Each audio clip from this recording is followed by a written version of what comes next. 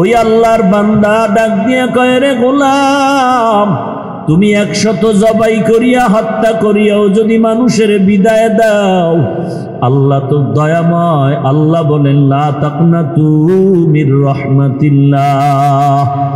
যখন বান্দা আল্লাহর রহমতের দরজায় এসে ক্ষমা চাইবা, পাহাড় সমপরিমাণ গুনাহ আল্লাহ মাফ করে দিবেন। এইবার বলে, তাহলে আমার মাফের কি পদ্ধতি? বলে, তুমি তওবা করো, একজন খাঁটি আল্লাহওয়ালার দরবারে যাও। বলে, এমন একজন খাঁটি আল্লাহওয়ালা কোথায় পাই? কোথায়? বলে, আল্লাহওয়ালাদের মজলিসে গিয়া বসো, দেখো আল্লাহওয়ালাদের মজলিস কোথায় পাওয়া যায়, আল্লাহওয়ালাদের কোরআন সুন্নাহর কথার মজলিস কোথায় পাওয়া যায়। আল্লাহর বান্দা ঠিকানা নিল, অমুক এলাকায় কোরআনের বয়ান চলে, আল্লাহওয়ালাদের বয়ান চলে।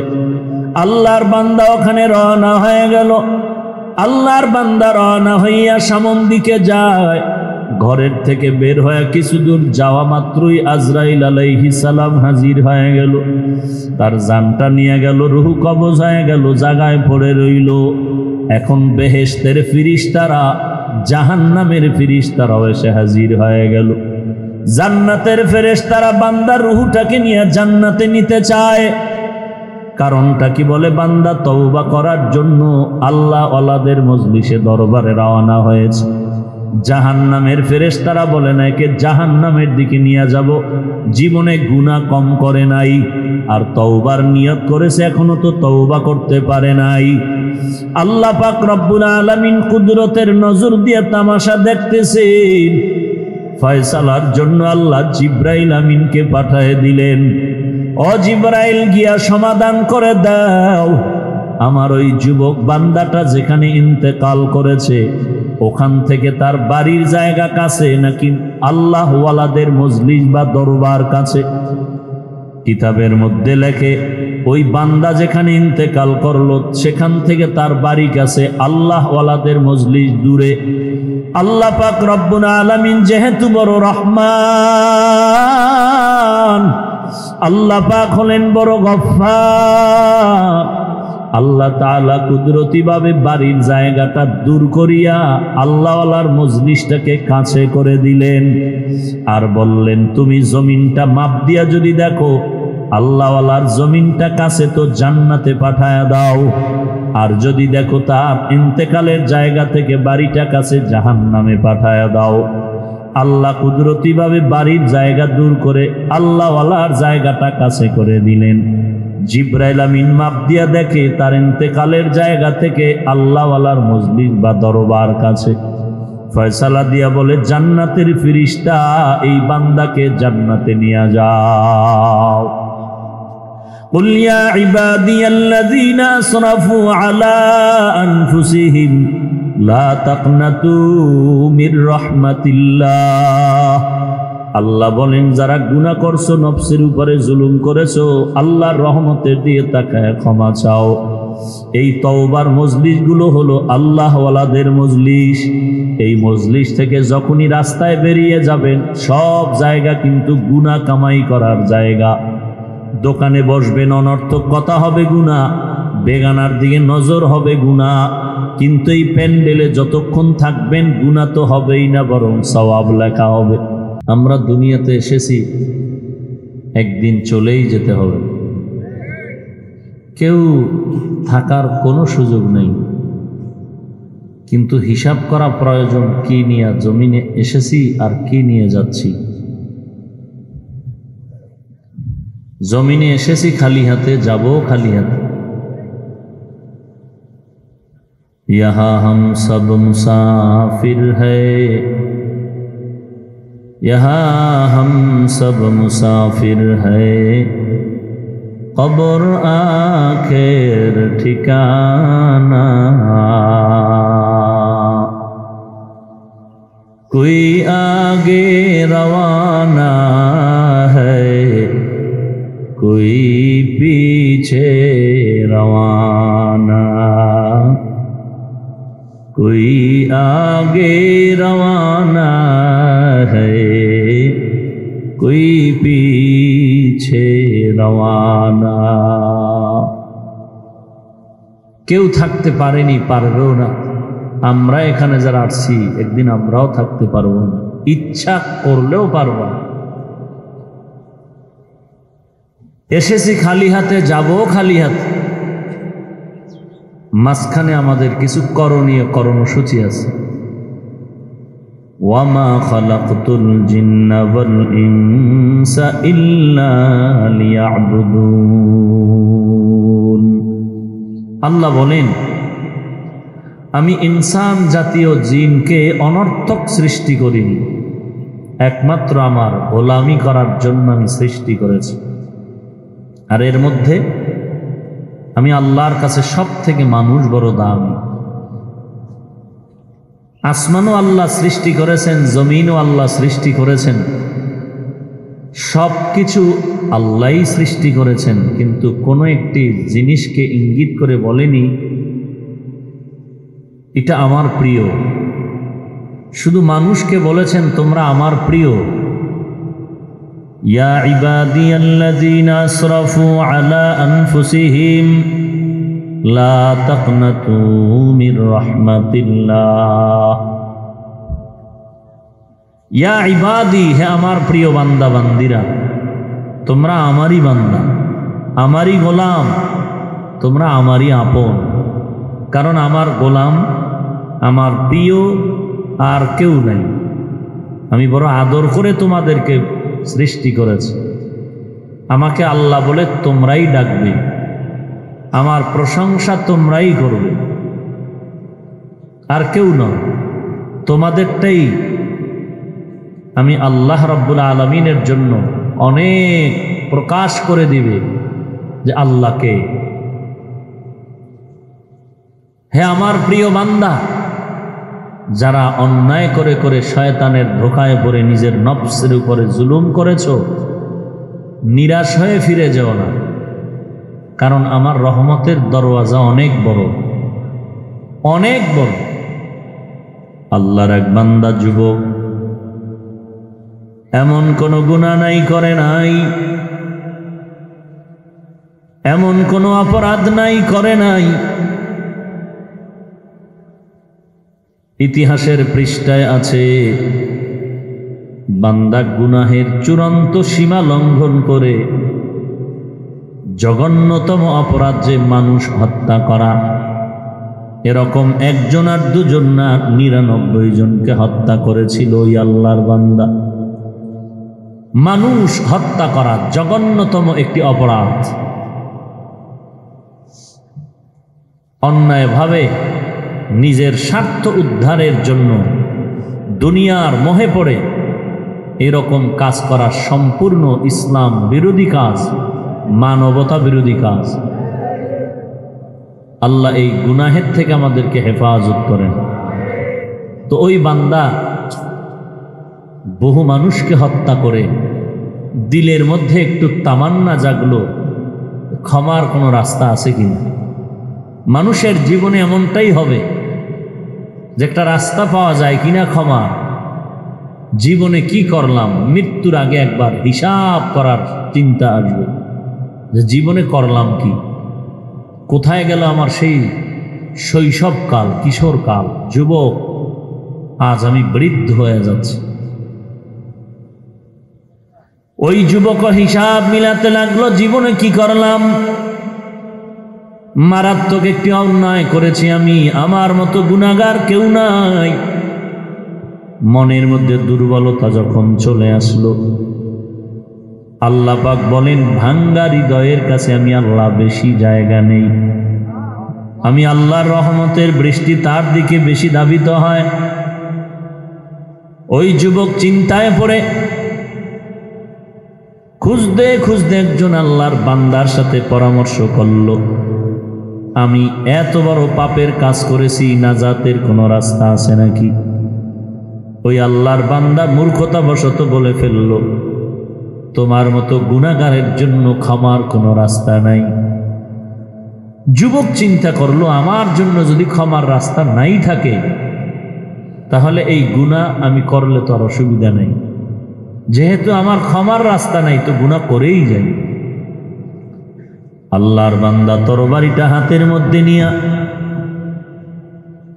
যে বলল তোমার ক্ষমার কোনো পথ খোলা নাই, ওই বান্দা তরবারি নিয়ে ওই বান্দা যে বলল তাকেও হত্যা করে 100 হত্যা পূরণ করে ফেলল।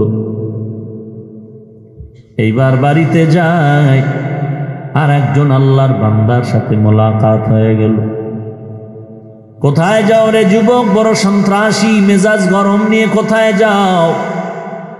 আল্লাহর বান্দা বলেন, আমাকে আর সন্ত্রাসী বলে ডাকবেন না, দিলটারে নরম করেছিলাম, আর গুনাহ করব না, আর অন্যায় পথে পা বাড়াইব না। কিন্তু এক বান্দা বলল, আমার জন্য নাকি ক্ষমার কোনো রাস্তা খোলা নাই। আমি ভেবেছিলাম আমার মতো গুনাহগার আর কেউ নাই, আমি গুনাহ থেকে তওবা করে আল্লাহর কাছে আমি মাপ চেয়ে ভালো হয়ে যাব। যেহেতু আমার ক্ষমার পথ খোলা নাই, আমি দেরি না করে ওই বান্দাটাকেও হত্যা করে 100 হত্যা পূরণ করেছি। ওই বান্দার সচেতনতার সাথে আল্লাহ পাকের গফফার আর রহমান নামের গুণ শুনায় বলে, রে গোলাম, আমার আল্লাহ তো এত দুর্বল না, আমার আল্লাহর কুদরতের অন্তর তো এত সংকুচিত না, আমার আল্লাহ হলেন মহান, আমার আল্লাহ তো হুয়াল হাইয়ুল কাইয়্যুম, আমার আল্লাহর মতো যেমন দয়াময় কেউ নাই, আমার আল্লাহর মতো মায়াময় তেমন কেউ নাই, আমার আল্লাহর মতো রাজ্জাক কেউ নাই, আমার আল্লাহর মতো গফফার আর কেউ নাই। আল্লাহ পাকের ওয়াদা, পাহাড় সম পরিমাণও যদি অন্যায় করো রে গোলাম, 1 ফোঁটা চোখের পানি যদি ছেড়ে দাও, জিন্দেগীর সব গুনাহগুলো মাফ করে দিবেন আমার আল্লাহ। কারণ আমার আল্লাহর ছেলে নাই, মেয়ে নাই, বড় আদর করে মানুষ বানিয়েছেন। এই মানুষ যখন আল্লাহকে আল্লাহ বলে ডাক দেয়, আল্লাহ তাআলার কুদরতি অন্তর বড় ঠান্ডা হয়ে যায়। সন্তান যখন মাকে মা বলে ডাকে, মায়ের কলিজাটা ঠান্ডা হয়ে যায়। সন্তান যখন বাবাকে আব্বু বলে ডাক দেয়, বাবার কলিজা ঠান্ডা হয়ে যায়। মা একদিন আব্বাজানের বিছানার পার্শ্বে রাতের বেলা বালিশে মাথা লাগায় গুনগুন করে কান্না করে। আব্বাজান জিজ্ঞেস করেন, ও বিবি, কেন কান্না করো এই রাতের বেলা? আম্মাজান জবাব দিলেন, ও স্বামী আমার, মনের ভেতরে বড় কষ্ট, বড় দুঃখ, এই জন্য আমি চোখের পানি ছেড়ে কান্না করি। কি মনে কষ্ট? বলে, আজ 1 সপ্তাহ হয়ে গেল সন্তান আমাকে মা বলে ডাক দেয় না। কেন? বলে, ওই শাসনের জন্য ধমক দিয়েছিলাম, একটা ধমকের কারণে সন্তান অভিমান করে আমার সাথে কথা বন্ধ করে দিয়েছে। এই কথাটা শোনার পরে স্বামী স্ত্রীকে সান্ত্বনা দিয়া বলে, স্ত্রী, টেনশন করবা না, সবর এখতিয়ার করো রে স্ত্রী, একদিন না একদিন সন্তান ফিরে আসবে আর তোমাকে মা বলে ডাক দিবে। এই কথাটা বলার পরে আম্মাজান বলে, ও স্বামী আমার, আপনি তো বাচ্চাটারে গর্ভে ধারণ করেন না, আমি মা সন্তানের গর্ভে ধারণ করেছি। আমি দীর্ঘ কয়েক মাস পেটে ব্যথা নিয়ে দিনরাত কাটিয়েছি। কত রাত আমি আরামে ঘুমাইতে পারি নাই, কতবার খানার প্লেটটা সামনে নিয়ে খানা খেতে পারি নাই আমার পেটের ব্যথার কারণে। ওই সন্তানের দিকে নজর করিয়া সব ব্যথা আমি ভুলিয়ে গেছি। ওই সন্তানের প্রসব বেদনা তো আপনি সহ্য করেন নাই, আমি মা তো প্রসব বেদনা সহ্য করেছি। মনে হয় যেন 7টা আসমান আমি মায়ের মাথার উপরে চেপে বসেছিল। আমি বিদায় চির বিদায়ের কান্না শুরু করেছি। আমার কান্নার কারণে আমার পার্শ্বের ঘরের মানুষ ঘুমাতে পারে না। আমি এক পর্যায়ে তোমার হাতটা ধরে বিদায় নিয়েছিলাম আর বলেছিলাম, রে স্বামী, আমাকে চির বিদায় দাও, তোমার ঘরে এসে খেদমত ঠিক মতো করতে পারি না, আমাকে মাফ করে দাও, মনে হয় আমি আর বাঁচব না, সন্তানের প্রসব বেদনা আমি সহ্য করতে পারি না। ও স্বামী, ওই প্রসব বেদনার কথা আমি সহ্য করেছি, সব ধৈর্য ধারণ করেছি। শুধু তাই নাই, বাচ্চাটারে লালন পালন করে আমি মা বড় বানাইলাম। কতবার খানা সামনে নিয়েও খেতে পারি না, বাচ্চা প্রস্রাব পায়খানা করে দিয়েছি।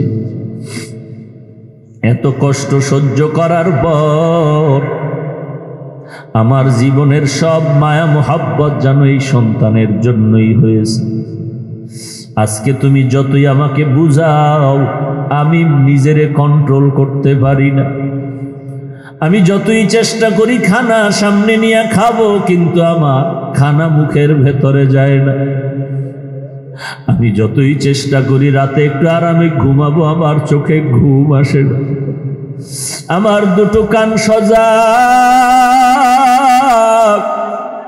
কখন এসে আমার বাচ্চা আব্বু বলে একটা ডাক দিবে। আমার সন্তানের একটা ডাক আমার কলিজা ঠান্ডা করে ফেলবে। আল্লাহ বলেন, রে গোলাম, ওই মা তো তোরে জন্ম দেয় নাই, তোর সুন্দর চেহারাটা তো তোর মা বানায় নাই, তোর সুন্দর অঙ্গ প্রত্যঙ্গ তোর মা বাবা বানায় নাই। মায়ের গর্ভে তোর দীর্ঘ কয়েক মাস খানার ব্যবস্থা তোর মা বাবাই করে নাই। আমি আল্লাহ পাক তোর মায়ের গর্ভে সুন্দর করে তোরে বাঁচায় রাখলাম, খানার ব্যবস্থা করলাম। দুনিয়াতে আসার পরে তুই কি খাবি তোর মা তৈরি করে দিতে পারে নাই। আমি আল্লাহ পাক দয়া করিয়া তোর জন্য কুদরতে খানার ব্যবস্থা করে রাখলাম। যেই মা শুধুমাত্র তোরে একটু লালন পালন করলো, প্রস্রাব পায়খানা থেকে তোরে বাঁচায় পরিচ্ছন্ন করলো, তোর বাবায় তোরে কাপড় দিল আর কিছুই না। ওই মা বাবায় যদি তোর একটা ডাক না শুনলে কলিজায় কষ্ট পায়। আর আমি আল্লাহ তোরে এক ফোঁটা নাপাক পানির থেকে বনিয়াদম বানাইয়া আমি আল্লাহ তোরে এত সুন্দর একটা চেহারা দিলাম, জিহ্বা দান করলাম কথা বলার জন্য। মায়ের গর্ভে তোর জিহ্বাটা রক্ত দিয়া নাপাক করি নাই। দুনিয়াতে যাওয়ার পরে আমি আল্লাহ তোর জন্য খানার আয়োজন করেছি রে গোলাম। তোর মা তোর জন্য পানির ব্যবস্থা করতে পারে না, বাতাসের ব্যবস্থা করতে পারে না, আলোর ব্যবস্থা করতে পারে নাই। আমি আল্লাহ আলোর ব্যবস্থা করেছি তোর জন্য, রাস্তা চলার জন্য ব্যবস্থা করেছি, খানার ব্যবস্থা আমি আল্লাহই করেছি। আজকে বান্দা তোরে বলি নাই তুই 24 ঘন্টা আমার জিকির করবি, বলি নাই তুই তোর মাকে ডাকবি, ডাক বাধা নাই, বাবাকে আব্বা বলে ডাকবি, বাধা নাই। তুই বাজারে যাবি, ব্যবসা করবি, কোনো বাধা নাই। তুই সন্তান নিয়ে পরিবার নিয়ে জীবন কাটাবি, বাধা নাই। তবে আমি তোরে 5 বেলার জন্য একটা আদেশ দিলাম। ওই 5 বেলার নামাজে আসিয়া তুই যখন কপালটা মাটিতে ঠেকায়া বলবি সুবহান রাব্বিয়াল আ'লা,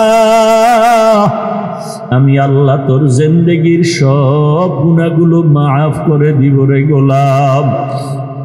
আজকে আমি আল্লাহর ছেলে নাই, মেয়ে নাই, আমি আল্লাহ বড় আদর করে তোদের বানায়া তোদের দিকে কুদরতের নজর দিয়া তাকায় আছে। তোর মা যেমন কান সজাগ রাখে তুই মা বলে কখন ডাক দিবি, আর আমি আল্লাহ তোর দিকে কুদরতের নজর দিয়ে তাকায় থাকি রে গোলাম। তুই কখন আমি আল্লাহকে একবার আল্লাহ বলে ডাক দিবি, আমি আল্লাহ তোর ডাকটা পেয়ে বড় খুশি হয়ে যাব। আল্লাহর এক বান্দা একটা মূর্তি বানায়া ওই মূর্তিটাকে সামনে নিয়ে সনম সনম সনম বলে ডাকে। দীর্ঘদিন পর্যন্ত সনম সনম বলে ডাকে, কোনো আওয়াজ নাই। হঠাৎ একদিন জবান থেকে অনিচ্ছায় আওয়াজ বের হয়ে গেল সমাদ। আল্লাহুস সামাদ। আওয়াজটা বের হওয়া মাত্র গাইবি আওয়াজ আসলো, লাব্বাইকা ইয়া আবদি। বান্দা বলে, কে আওয়াজ দিলেন? আল্লাহ জবাব দিলেন, আনা রব্বুক, আমি তোমার রব। আল্লাহর বান্দা বলেন, কে আপনি? কেমন রব? এত বছর আমি ডাকলাম, কোনো জবাব তো পেলাম না। আল্লাহ বলেন, বান্দা তুমি যাকে ডাকছো সে তো তোমাকে বানায় নাই, বানানেওয়ালা তো আমি মালিক। আমি আল্লাহ তো তোরে সুন্দর করে আদর করে বানাইলাম, আমি নজর দিয়া থাকছিলাম তুই কখন একবার আমি আল্লাহকে আল্লাহ বলে ডাক দিবি। যখন তোর জবান থেকে সমাদ শব্দটা বের হয়ে গেল, তুই এত বছর সনাম সনাম বলে মূর্তিকে ডাকছো, আমি আল্লাহ তোর উপরে একবারও রাগ করি নাই, পানিও বন্ধ করি নাই। আমি আল্লাহ তোর সমার ডাকটা পায়া দিলটা বড় খুশি হয়ে গেল। আমি তোর একটা ডাক জবাব পাওয়ার পর জবাব দি নাই, বল তুই সাক্ষী হয়ে থাক, তোর এই ডাকের বিনিময়ে জীবনের সব গুনাহগুলো মাফ করে দিলাম। ওই আল্লাহর বান্দা ডাক দিয়ে কয়, রে গোলাম, তুমি 100 জবাই করিয়া হত্যা করিয়াও যদি মানুষের বিদায় দাও, আল্লাহ তো দয়াময়। আল্লাহ বলেন, লা তাকনাতু মির রাহমাতিল্লাহ। যখন বান্দা আল্লাহর রহমতের দরজায় এসে ক্ষমা চাইবা, পাহাড় সমপরিমাণ গুনাহ আল্লাহ মাফ করে দিবেন। এইবার বলে, তাহলে আমার মাফের কি পদ্ধতি? বলে, তুমি তওবা করো, একজন খাঁটি আল্লাহওয়ালার দরবারে যাও। বলে, এমন একজন খাঁটি আল্লাহওয়ালা কোথায় পাই? কোথায়? বলে, আল্লাহওয়ালাদের মজলিসে গিয়া বসো, দেখো আল্লাহওয়ালাদের মজলিস কোথায় পাওয়া যায়, আল্লাহওয়ালাদের কোরআন সুন্নাহর কথার মজলিস কোথায় পাওয়া যায়। আল্লাহর বান্দা ঠিকানা নিল, অমুক এলাকায় কোরআনের বয়ান চলে, আল্লাহওয়ালাদের বয়ান চলে। আল্লাহর বান্দা ওখানে রওনা হয়ে গেল। আল্লাহর বান্দা রওনা হইয়া সামন দিকে যায়। ঘরের থেকে বের হয়ে কিছু দূর যাওয়া মাত্রই আজরাইল আলাইহিস সালাম হাজির হয়ে গেল। তার জানটা নিয়ে গেল, রূহ কবজ হয়ে গেল, জায়গায় পড়ে রইল। এখন বেহেশতের ফিরিস্তারা, জাহান্নামের ফিরিস্তারাও এসে হাজির হয়ে গেল। জান্নাতের ফেরেশতারা বান্দার রূহটাকে নিয়ে জান্নাতে নিতে চায়। কারণটা কি? বলে, বান্দা তওবা করার জন্য আল্লাহ ওয়ালাদের মজলিসে দরবারে রওনা হয়েছে। জাহান্নামের ফেরেশতারা বলে না, একে জাহান্নামের দিকে নিয়ে যাব, জীবনে গুনাহ কম করে নাই, আর তওবার নিয়ত করেছে, এখনো তো তওবা করতে পারে নাই। আল্লাহ পাক রব্বুল আলামিন কুদরতের নজর দিয়ে তামাশা দেখতেছেন। ফয়সালার জন্য আল্লাহ জিব্রাইল আমিনকে পাঠিয়ে দিলেন। ও জিব্রাইল, গিয়া সমাধান করে দাও, আমার ওই যুবক বান্দাটা যেখানে ইন্তেকাল করেছে ওখান থেকে তার বাড়ির জায়গা কাছে নাকি আল্লাহ ওয়ালাদের মজলিস বা দরবার কাছে। কিতাবের মধ্যে লেখে, ওই বান্দা যেখানে ইন্তেকাল করলো সেখান থেকে তার বাড়ি কাছে, আল্লাহ ওয়ালাদের মজলিস দূরে। আল্লাহ পাক রব্বুল আলামিন যেহেতু বড় রহমান, আল্লাহ পাক হলেন বড় গফফার। আল্লাহ তাআলা কুদরতি ভাবে বাড়ির জায়গাটা দূর করিয়া আল্লাহওয়ালার মজলিসটাকে কাছে করে দিলেন, আর বললেন, তুমি জমিনটা মাপ দিয়া যদি দেখো আল্লাহওয়ালার জমিনটা কাছে, তো জান্নাতে পাঠায়া দাও, আর যদি দেখো তার ইন্তেকালের জায়গা থেকে বাড়িটা কাছে, জাহান্নামে পাঠায়া দাও। আল্লাহ কুদরতি ভাবে বাড়ির জায়গা দূর করে আল্লাহওয়ালার জায়গাটা কাছে করে দিলেন। জিব্রাইল আমিন মাপ দিয়া দেখে তার ইন্তেকালের জায়গা থেকে আল্লাহওয়ালার মজলিস বা দরবার কাছে। ফয়সালা দিয়া বলে, জান্নাতের ফিরিস্তা, এই বান্দাকে জান্নাতে নিয়ে যাও। কুল ইয়া ইবাদিয়াল্লাযীনা আসরাফু আলা আনফুসিহিম লা তাকনাতু মির রাহমাতিল্লাহ। আল্লাহ বলেন, যারা গুনাহ করছো, নফসের উপরে জুলুম করেছো, আল্লাহর রহমতের দিয়ে তাকায় ক্ষমা চাও। এই তওবার মজলিসগুলো হলো আল্লাহওয়ালাদের মজলিস। এই মজলিস থেকে যখনই রাস্তায় বেরিয়ে যাবেন, সব জায়গা কিন্তু গুনাহ কামাই করার জায়গা। দোকানে বসবেন, অনর্থক কথা হবে গুনাহ, বেগানার দিকে নজর হবে গুনাহ। কিন্তু এই প্যান্ডেলে যতক্ষণ থাকবেন গুনাহ তো হবেই না, বরং সওয়াব লেখা হবে। অতএব যার যার গুনার দিকে নজর করে তওবা করেন। আসছেন বহু দূর থেকে আল্লাহওয়ালাদের বয়ান শোনার জন্য। আমাদের জিরি মাদ্রাসা চট্টগ্রামের বড় একজন বুজুর্গ জুমার আজানের পরে নামাজের আগে বয়ান করলেন। এরে নবীর উম্মতের দল, এ সমস্ত বুজুর্গদের নজর পড়লে আর চেহারা দেখলে জিন্দেগির গুনাহ মাআফ হয়ে যায়। এই আল্লাহওয়ালাদের মজলিসে সময় দেন, বাহিরে সময় না দিয়া। আর আল্লাহকে বলেন, আল্লাহ যে কোনো উদ্দেশ্যে আসিয়া থাকি না কেন, একমাত্র তোমার সন্তুষ্টির জন্যই হাজির হয়েছি। গুনাহ নিয়ে আসছি, এই ময়দান থেকে যেন গুনাহ নিয়ে আর ফেরত না যাই। আয় আল্লাহ, তুমি আমাদেরকে মাফ করে দাও।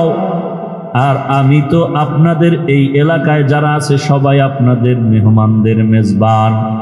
আমিও আপনাদের কাছে বিনয়ের সাথে দোয়া চাই, আমার মতো গুনাহগার এই জমিনের মধ্যে আর কেউ নাই। আপনারা আসছেন আল্লাহর মুহাব্বতের দাওয়াতের কারণে, এত মুহাব্বত করে আপনারা এখানে আসছেন। দেওয়ার মতো আমার হাতে যদিও কিচ্ছু নাই, তবে আল্লাহ পাকের কুদরতে কোনোটার অভাব নাই। আমি শুধু আপনাদের থেকে দোয়া চাই, আল্লাহ পাক যেন ইখলাসের সাথে দ্বীনের খেদমতের জন্য কবুল করেন। মাদ্রাসা আল্লাহ কবুল করেন, ছাত্র ওস্তাদ যারা সবাইকে কবুল করেন। এলাকার সমস্ত মুরব্বী যুবকেরা খেদমত করতেছেন, তাদের জন্য দোয়া চাই। আল্লাহ পুরা এলাকাকে যেন দ্বীনের আলো দিয়ে আলোকিত করে দেন। যারা মেহনত করতেছেন আল্লাহ তাদেরকেও কবুল করেন। মা বোনেরা যারা আসছেন আল্লাহ তাদেরকেও কবুল করেন। মাহফিলের শেষ পর্যন্ত থেকে দোয়া করে যাওয়ার সবাইকে তৌফিক দান করেন। আলহামদুলিল্লাহি রাব্বিল আলামিন, ওয়াসসালাতু ওয়াসসালামু আলা সাইয়্যিদিল আম্বিয়াই ওয়াল মুরসালিন ওয়া আলা আলিহি ওয়া আসহাবিহি আজমাইন। আয় আল্লাহ, কারো হাত খালি ফিরাইয়া দিয়েন না। আয় আল্লাহ, সারা দেশ থেকে আপনার বান্দারা আসছে, আমরা বড় দুর্বল, সবার খেদমত করার সেই ব্যবস্থাপনা করতে পারি নাই। আয় আল্লাহ, ভালো একটা বড় মাঠের ব্যবস্থা নাই, আপনি কুদরতের হাতে ব্যবস্থা করে দেন। আয় আল্লাহ, ভালো আপ্যায়নের ব্যবস্থা করতে পারি নাই, আপনি ব্যবস্থা করে দেন। আয় আল্লাহ, ওযু ইস্তেনজার ভালো জায়গা করতে পারি নাই, ব্যবস্থা করে দেন।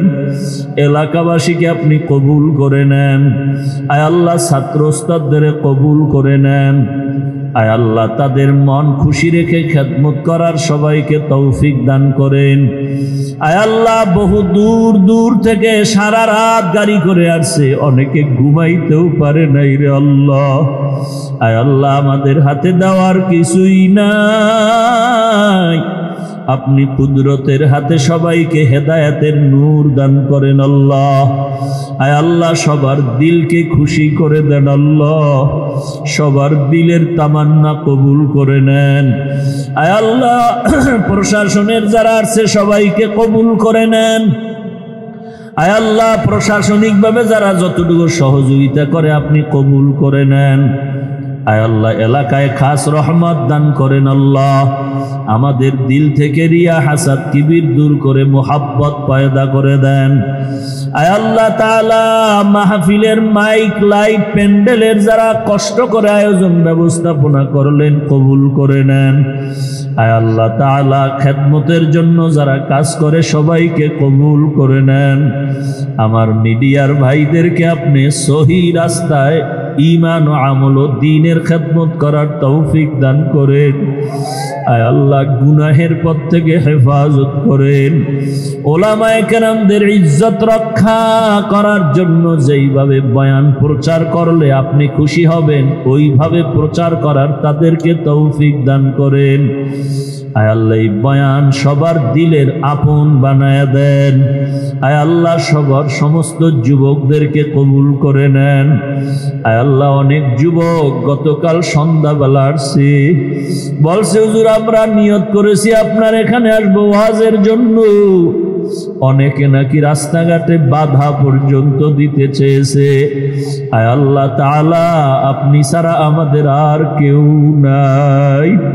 আয় আল্লাহ আমরা বড় দুর্বল, আপনি বড় সবল। আমরা গুনাহগার, আপনি বড় গফফার। আয় আল্লাহ জিন্দেগীর সমস্ত ভুল ত্রুটি ক্ষমা করে দেন। আয় আল্লাহ মা বাবা সন্তানের মাঝে মুহাব্বত বাড়ায় দেন। আয় আল্লাহ তাআলা যারা বুঝে না তাদেরকে বুঝার তৌফিক দান করেন আল্লাহ। আয় আল্লাহ মেহেরবানি করে যত মেহমানরা এসেছেন আসবেন সবাইকে নিরাপদে আসার তৌফিক দান করেন। আয় আল্লাহ সমস্ত ঝামেলা মুক্ত ভাবে আসার তৌফিক দান করেন। আয় আল্লাহ যত উলামায়ে হযরতরা বয়ান করবেন সবার বয়ানের ভিতরে আপনি ইখলাস দান করেন। আয় আল্লাহ এই মাদ্রাসা আপনি দিনের বড় মার্কাজ হিসাবে কবুল করে নেন। মাদ্রাসার বড় জায়গার প্রয়োজন, গায়বী খাজানা থেকে সব কিছুর ব্যবস্থা করে দেন। আমাদের সবার সাথে আপনি মিল মোহাব্বত পয়দা করে দেন। আয় আল্লাহ যারা এখানে আসতেছে আমাদের কোনো কথায় কোনো চলাফেরায় যেন কষ্ট না পায়। আপনি সবাইকে সহিভাবে খেদমত আদব রক্ষা করে করার তৌফিক দান করেন। আয় আল্লাহ আমাদের সকলের দোয়া মুনাজাত নবীজির মুহাব্বতে কবুল করে নেন। সুবহানাল্লাহি ওয়া বিহামদিহি সুবহানাল্লাহিল আযীম ওয়া সাল্লাল্লাহু তাআলা আলা খাইরি খালকিহি মুহাম্মাদিন ওয়া আলা আলিহি ওয়া আসহাবিহি আজমাইন। আমিন আমিন আমিন বিরহমাতিকা ইয়া আরহামার রাহিমিন।